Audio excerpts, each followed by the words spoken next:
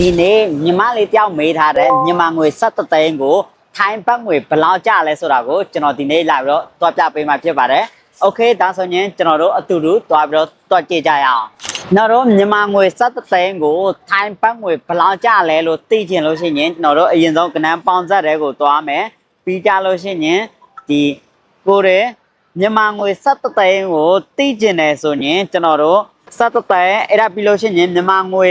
နဲ့သိကျင်တယ်ဆိုတော့မြန်မာငွေကိုအရှိမထားရင်အမြောက်3.3ပြီးကြလို့ရှိရင်990နဲ့5ဘတ်ဒါဆိုရင်မြန်မာငွေ17သိန်းကို8525ဘတ်ကျမှာဖြစ်ပါတယ်ဟုတ်ကဲ့ကျွန်တော်တို့မြန်မာငွေ17သိန်းကိုထိုင်းဘတ်ငွေ8525ဘတ်ကျမှာပဲဖြစ်ပါတယ်ဟုတ်ကဲ့အခုလိုမျိုးထိုင်းဘတ်ငွေပေါက်ဈေးတွေနဲ့ပတ်သက်ပြီးငွေတွက်နီးနဲ့ပတ်သက်တဲ့ကိုသိကျင်တဲ့အကြောင်းအရာလေးတွေရှိရင်ကျွန်တော်ရဲ့ဗီဒီယိုရ comment အောက်မှာမေးသွားလို့ရပါတယ်အားလုံးကိုကျေးဇူးအများကြီးတင်ပါတယ်နောက်နေ့ဗီဒီယိုမှာပြန်ဆောင်ကြအောင်